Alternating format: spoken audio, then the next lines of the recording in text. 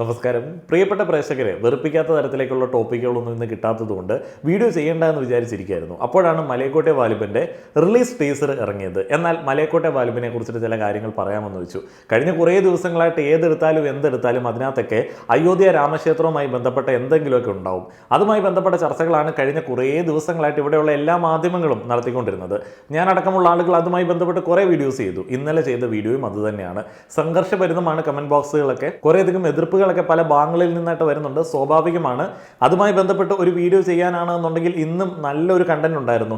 ഈ രേവതി അയോധ്യ രാമക്ഷേത്രത്തെ കുറിച്ചിട്ട് പറഞ്ഞ ചില കാര്യങ്ങളുണ്ടല്ലോ, അദ്ദേഹത്തിന് ഇൻസ്റ്റാഗ്രാമിലിട്ട ഒരു പോസ്റ്റ്, അത് ഭയങ്കര പ്രോബ്ലമാറ്റിക് ആണ്.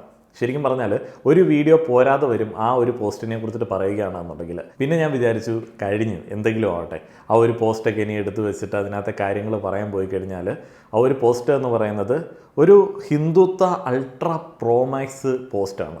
അപ്പോൾ അത്ര ഭീകരമായിട്ടുള്ള ഒരവസ്ഥയാണ്. എങ്ങനെയാണ് ഒരു മൃദു ഹിന്ദുവോ അല്ലെങ്കിൽ സാധാ ഹിന്ദുവോ ഒക്കെ തീവ്രമാവുന്നത്, എങ്ങനെയാണ് തീവ്രമായിട്ട് രൂപപ്പെടുന്നത് എന്നൊക്കെ ഉള്ളത് ഈ രേവതി ഇട്ട ആ ഒരു പോസ്റ്റിൽ നിന്ന് കറക്റ്റായിട്ട് നമുക്ക് വായിച്ചെടുക്കാം. ഞാൻ അതിനെക്കുറിച്ചിട്ട് പറയാനായിട്ട് ഇനി ആഗ്രഹിക്കുന്നില്ല. ഇനിയിപ്പോൾ മലയക്കോട്ടെ വാലിബിനെ കുറിച്ചിട്ട് പറയാമെന്ന് വെച്ചാലോ, അതിനകത്തുണ്ട് ഈ ഒരു സംഗതി.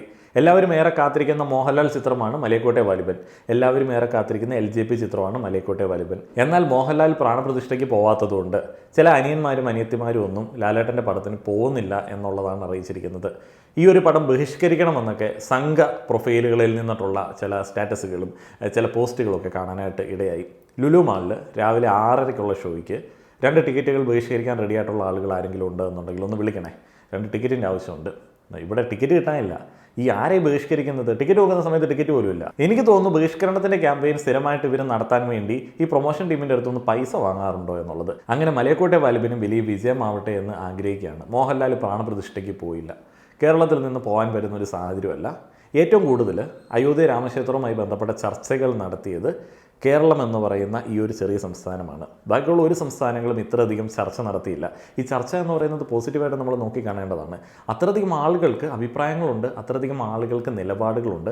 അവരത് പ്രഖ്യാപിക്കുന്നുണ്ട്, അവരത് രേഖപ്പെടുത്തുന്നുണ്ട്. അതുമായി ബന്ധപ്പെട്ട വാദപ്രതിവാദങ്ങളും ചർച്ചകളൊക്കെ വരും. അത് വളരെ പോസിറ്റീവായിട്ട് നോക്കിക്കാണേണ്ടതാണ്. അതിനുള്ളൊരു സ്പേസ് ഉണ്ട്, അതിനുള്ള ബോധമുണ്ട് ഇവിടെയുള്ള ആളുകൾക്ക്. അത്രയധികം ഡിസ്കഷൻ നടക്കുന്ന ഒരു ചെറിയ സ്ഥലത്ത് അത്രയധികം ആളുകൾക്ക് അതൃപ്തിയുള്ള ഒരു സാഹചര്യത്തിൽ മോഹൻലാലിനെ പോലുള്ള ഒരു നടൻ തൻ്റെ വിശ്വാസങ്ങൾ എത്രത്തോളം ഉണ്ട് എന്നുണ്ടെങ്കിലും അത് മാറ്റിവെച്ച് അതിൽ പങ്കെടുക്കാതിരിക്കുന്നതാണ് ബുദ്ധി. അപ്പോൾ അദ്ദേഹം പോയി കഴിഞ്ഞാൽ വലിയ പ്രശ്നങ്ങളുണ്ടാവും. ഇപ്പോൾ പോയില്ല എന്നുണ്ടെങ്കിൽ കുറച്ച് സംഘികൾ ഈ പടം ബഹിഷ്കരിക്കുമെന്നുള്ള ചില പോസ്റ്റുകളൊക്കെ ഇടും. അപ്പോൾ അതിനകത്ത് മറ്റേ അനിയൻ ചേട്ടൻ പോസ്റ്റുകൾ അങ്ങനെയുള്ള സാധനങ്ങളൊക്കെ ഇടും. നമ്മളിപ്പോഴും അയോധ്യ രാമക്ഷേത്രം, അതിൻ്റെ പിന്നിലുള്ള വർഗീയ ലഹളകൾ, അതുമായി ബന്ധപ്പെട്ട ചില കാര്യങ്ങൾ, ഇമോഷണൽ ആയിട്ടുള്ള ചില അപ്രോച്ചുകളെ കുറിച്ചിട്ടൊക്കെ പറയും. അപ്പോൾ അതുകൊണ്ട് തന്നെ രാമക്ഷേത്രത്തിനോട് അനുകൂലമായിട്ടുള്ള നിലപാടെടുക്കുന്ന ആളുകളോട് നമുക്ക് അതൃപ്തി ഉണ്ടാവും. എന്നാൽ മോഹൻലാലിനെ പോലുള്ള ഒരു നടൻ ഈ ഒരു പ്രാണപ്രതിഷ്ഠയ്ക്ക് പോവുകയാണെന്നുണ്ടെങ്കിൽ സൈബർ അറ്റാക്ക് എന്ന് പറയുന്ന ഒരു സംഭവമുണ്ട്. ഭയങ്കര ഒരു ഹെയ്റ്റ് ക്യാമ്പയിൻ നടക്കാനായിട്ടുള്ള സാധ്യതയുണ്ട്. ഈ തീവ്ര ടീമുകളുണ്ടല്ലോ, അപ്പോൾ തീവ്ര ടീമുകൾ മോഹൻലാലിനെതിരെ കാര്യമായിട്ട് തന്നെ ഹെയ്റ്റ് ക്യാമ്പയിനുകൾ സ്ഥിരമായിട്ട് നടത്താറുണ്ട്. ഇപ്പോൾ ഈ മലയക്കോട്ടെ വാലിബൻ്റെ റിലീസ് കഴിയുമ്പോൾ അതിൻ്റെ കമൻറ്റ് ബോക്സിൽ നിങ്ങൾ നോക്കിക്കോ, ഈ സംഘികളാണ് എന്ന് പറഞ്ഞിട്ട് ചില ആളുകൾ വിരോധം തീർക്കാനായിട്ടുള്ള സാധ്യതയുണ്ട്. അത് സംഘികൾ തിരിച്ചും യൂസ് ചെയ്യാറുണ്ട് കേട്ടോ. സുഡാപ്പികളാണ് എന്ന് പറഞ്ഞിട്ട് സംഘികൾ വ്യാജ പ്രൊഫൈലുകൾ ഉണ്ടാക്കി ചില കാര്യങ്ങൾ അങ്ങോട്ടും ഇങ്ങോട്ടുമൊക്കെ പറയും. അപ്പോൾ ഇങ്ങനെയുള്ള ഭീകരമായിട്ടുള്ള ഹെയ്റ്റ് ക്യാമ്പയിന് വരെ സാധ്യതയുണ്ട്. അതുകൊണ്ട് മിണ്ടാതെ സേഫായിട്ടിരിക്കുക എന്നുള്ളതാണ്. രേവതിയെ പോലുള്ള ആളുകൾക്ക് മിണ്ടായിരിക്കാൻ പറ്റത്തില്ല. കാരണം പവർ കയറി, തങ്ങളെന്തോ ഒരു ആധിപത്യം സ്ഥാപിച്ചിരിക്കുന്നു. ഇനി നമുക്കിങ്ങനെ നിൽക്കാം. നമ്മൾ മറ്റേ എന്നാ പറയുന്നത്, ഇവർക്കെപ്പോഴും ഭ്രമം തോന്നുന്ന രാജഭരണമുള്ള അറബ് രാജ്യങ്ങളെ പോലെയൊക്കെ ആയി. ഞങ്ങൾക്കൊരു അധിപതിയുണ്ട്, ഞങ്ങൾക്കൊരു യജമാനനുണ്ട്, അദ്ദേഹത്തിന് വലിയൊരു മത ആഭിമുഖ്യമുണ്ട്, ഞങ്ങളുടെ അമ്പലം, നാഷണൽ ടെമ്പിളുണ്ട്. ആ ഒരു പവറിൽ നിന്നിട്ട്, ആ ഒരു ആത്മവിശ്വാസത്തിൽ നിന്നിട്ടാണ് രേവതിയൊക്കെ പോസ്റ്റ് ഇടുന്നത്. അത് വേറെ സംഗതി. ഇനി മലയക്കോട്ടെ വാലിബൻ്റെ റിലീസ് ടീസറിലേക്ക് പോകാം. ഇത് പറയേണ്ട കാര്യങ്ങളായതുകൊണ്ട് ഉൾപ്പെടുത്തിയതാണ് കേട്ടോ.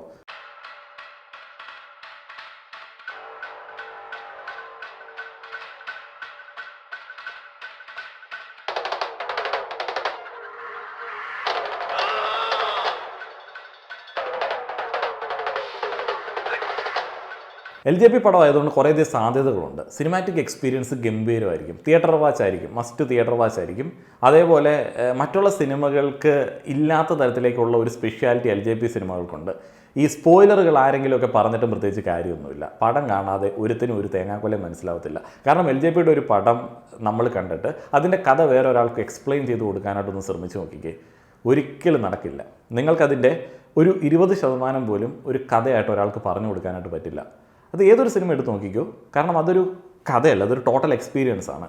ഇപ്പോൾ നമ്മൾ ആമയൻ കണ്ടാലും ചുരുളി കണ്ടാലും അങ്ങനെയുള്ള ഏത് പടം കണ്ടാലും അത് ഇങ്ങനെ കണ്ട് നമ്മൾ അതിനകത്ത് ഇരുന്ന് ഒരു പക്ക സിനിമാറ്റിക് ആയിട്ടുള്ളൊരു സാധനമാണ്. ഇതിൻ്റെ ടീസർ കാണുന്ന സമയത്ത്, മുൻപുള്ള ടീസറും ട്രെയിലറും ഒക്കെ കാണുന്ന സമയത്ത് നമുക്ക് പിടിതരില്ല. അതേപോലെ ഇതിൻ്റെ പ്രൊമോഷൻ ഇൻ്റർവ്യൂവിലൊക്കെ കറക്റ്റായിട്ട് ലാലേട്ടൻ അടക്കമുള്ള ആളുകൾ കമ്മ്യൂണിക്കേറ്റ് ചെയ്യുന്ന ഒരു സംഗതിയുണ്ട്. ഇത് കാലദേശങ്ങൾക്കൊക്കെ അതീതമായിട്ടുള്ള ഒരു സിനിമയാണ് എന്ന് പറഞ്ഞാൽ നമുക്ക് റിലേറ്റ് ചെയ്യാൻ പറ്റാത്ത, നമ്മൾക്ക് പുതിയ ഒരു സംഭവം നേരിട്ട് കാട്ടിത്തരുന്ന ഒരു യൂണിവേഴ്സ് തന്നെയായിരിക്കും LJP അവിടെ സൃഷ്ടിക്കുക. അപ്പോൾ അവർക്ക് ഇഷ്ടംപോലെ സാധ്യതകളാണ്. നമുക്ക് തീരെ പരിചയമില്ലാത്ത ഒരു സ്ഥലം, പരിചയമില്ലാത്ത ആളുകൾ, അവർക്ക് എന്ത് വേണമെങ്കിലും അവിടെ ചെയ്യാമല്ലോ. ഈ ഒരു സിനിമയും അങ്ങനെ തന്നെയാണ്. ഇതിനകത്ത് കുറേയധികം ക്യാരക്ടറുകളെ ഇൻട്രൊഡ്യൂസ് ചെയ്യുന്നുണ്ട്.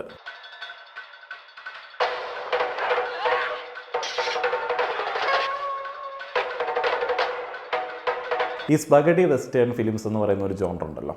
ഇപ്പോൾ നമ്മുടെ good bad the ugly, Django പോലുള്ള മൂവീസ്, കൗബോയ് ഔട്ട്ലുക്കിലൊക്കെ വരുന്ന ആളുകൾ, കൂടുതൽ ആക്ഷൻ പ്രാധാന്യം, ഇങ്ങനെയുള്ള സ്ഥലങ്ങളുടെ ഒരു ഒരു ഒരു ഛായ കാച്ചൽ നമുക്ക് ഈ ഒരു സിനിമയിൽ കാണാനായിട്ട് സാധിക്കും. ഇതിനകത്തെ ക്യാരക്ടർ ഇൻട്രൊഡക്ഷൻ, അപ്പോൾ അതിൻ്റെ ആ ഒരു മ്യൂസിക്കൽ അപ്രോച്ചുകൾ, ടോട്ടൽ ആ ഒരു പ്രദേശം. ശരിക്കും സ്പഗട്ടി വെസ്റ്റേൺ ഫിലിംസ് എപ്പോഴും ഇങ്ങനെ തന്നെയാണ്. ഭയങ്കര ഡെസേർട്ടഡ് ആയിട്ടുള്ള ഒരു ഏരിയയിൽ നടക്കുന്ന ഏതെങ്കിലും സംഭവങ്ങൾ, അങ്ങനെയുള്ള ലോ ബഡ്ജറ്റ് സിനിമയാണ് ശരിക്കും ആദ്യ കാലങ്ങളിലൊക്കെ അവർ ഉദ്ദേശിച്ചത്. അങ്ങനെയുള്ള ഒരു ജോണറും LJPയുടേതായിട്ടുള്ള കുറേയധികം സെറ്റപ്പുകളൊക്കെ ഇട്ട് മിക്സ് ചെയ്ത ഇതുവരെ കാണാത്ത ഒരു മൂവി എക്സ്പീരിയൻസ് എന്നുള്ളതാണ് LJP അവകാശപ്പെടുന്നത്. ഈ ഒരു ടീസറിനകത്ത് കറക്റ്റായിട്ട് അത് കമ്മ്യൂണിക്കേറ്റ് ചെയ്യപ്പെടുന്നുണ്ട്.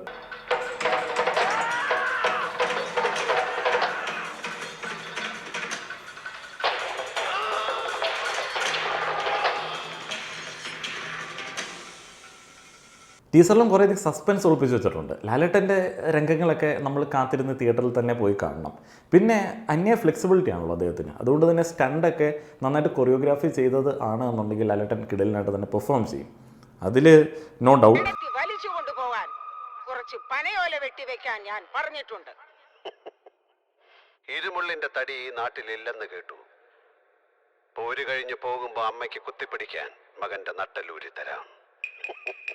നൈസായിട്ടുള്ള ഡയലോഗ് ഡെലിവറിയാണ്. ആ ഫേഷ്യൽ എക്സ്പ്രഷൻ ഉണ്ടല്ലോ, അത് ഭയങ്കര അനായാസമായിട്ട് വരുന്നുണ്ട്. കഴിഞ്ഞ കുറച്ച് കാലങ്ങൾക്ക് മുൻപുള്ള സിനിമകളിൽ ആ ഒരു ഫേഷ്യൽ എക്സ്പ്രഷൻ എനിക്ക് തോന്നുന്നത് ക്യാരക്ടറിൻ്റെ ആണ്. കാരണം അങ്ങനെ എക്സ്പ്രസ് ചെയ്യാൻ വരുന്ന ഡയലോഗ് എഴുതി കൊടുത്താലേ അദ്ദേഹത്തിന് പറയാൻ പറ്റുള്ളൂ. അപ്പോൾ ഈ ഒരു സിനിമയിൽ നമുക്ക് അത് കാണാൻ വരുന്നുണ്ട്. നേരിനകത്ത് അത് കറക്റ്റായിട്ട് കാണാമായിരുന്നു. അവസാനമൊക്കെ ഒന്നും മിണ്ടാതെ തന്നെ കുറേയധികം കാര്യങ്ങൾ കമ്മ്യൂണിക്കേറ്റ് ചെയ്തിട്ടുണ്ട് നേരിനകത്ത്. ഈ ഒരു സിനിമയിൽ പൊളിക്കും. എനിക്ക് ചെറിയൊരു പേടി എന്താണെന്ന് വെച്ച് കഴിഞ്ഞാൽ, പരീക്ഷണങ്ങൾ, സിനിമയിലുള്ള പരീക്ഷണങ്ങൾ മലയാളികൾ അത്രയധികം രണ്ട് കൈ നീട്ടി എപ്പോഴും സ്വീകരിക്കാറില്ല. ടോട്ടലി ഇന്ത്യക്കാർ അങ്ങനെ സ്വീകരിക്കാറില്ല. നമുക്ക് മനസ്സിലാക്കി എടുക്കാനായിട്ട് ബുദ്ധിമുട്ടുണ്ടെന്നുണ്ടെങ്കിൽ അത് മോശമാണ് എന്ന് നമ്മൾ ആദ്യം തന്നെ ചാടിക്കയറി അങ്ങോട്ട് പറയുന്ന ഒരു കൂട്ടം ആൾക്കാരാണ്. LJPക്ക് കുറേയധികം സാധ്യതകളുണ്ട്. അദ്ദേഹത്തിന് കുറച്ചും കൂടെ ഒരു സ്പേസ് സമയമൊക്കെ ആളുകൾ കൊടുത്തിട്ടുണ്ട്. ആദ്യഘട്ടത്തിൽ തന്നെ LJP സിനിമയൊന്നും കയറി പെട്ടെന്നൊരു വിലയിരുത്തലൊക്കെ നടത്തിക്കൊള്ളത്തില്ല എന്നൊന്നും ആരും പറയത്തില്ല. ഇത് ആളുകൾക്ക് എത്രത്തോളം ആസ്വദിച്ച് കാണാൻ പറ്റുന്ന തരത്തിലേക്കുള്ള ഒരു ഫേസിലാണ് ഈ ഒരു സിനിമ പോകുന്നത് എന്നുള്ള ഒരു ഡൗട്ട് എനിക്ക് ടീസർ കാണുന്ന സമയത്തൊക്കെ തോന്നി. ആ ഒരു ഫാസ്റ്റ് ഫേസ് ആയിരിക്കും സിനിമ. കാരണം അത്രയധികം ക്യാരക്ടറുകളുണ്ട്, ആക്ഷന് പ്രാധാന്യമുണ്ട്. നൻപകൽ നേരത്ത് മയക്കമൊക്കെ കണ്ട സമയത്തും ഒരു കൂട്ടം ആളുകൾക്ക് അതിൻ്റെ പോക്കങ്ങട് തീരെ രസിച്ചില്ല, ബോറടിച്ചു എന്നൊക്കെ പറഞ്ഞു. അപ്പോൾ അങ്ങനെയുള്ള ചില എലമെൻറ്റുകൾ ചിലപ്പോൾ വരാൻ സാധ്യതയുണ്ട് എന്നുണ്ടെങ്കിൽ അതിനെ എങ്ങനെ ആളുകൾ കൈകാര്യം ചെയ്യും? കാരണം പുതിയൊരു തരത്തിലുള്ള ഒരു അപ്രോച്ചാണല്ലോ. എപ്പോഴും LJPക്ക് പുതുമയാണല്ലേ, അതിനകത്ത് പ്രത്യേകിച്ച് പുതുമയൊന്നുമില്ലല്ലോ. പുതുമ ഉണ്ട് എന്ന് പറയുന്നതിനകത്ത് പ്രത്യേകിച്ച് പുതുമയില്ല എന്നെനിക്ക് തോന്നുന്നു. നിങ്ങളുടെ അഭിപ്രായങ്ങൾ പറയുക. നന്ദി.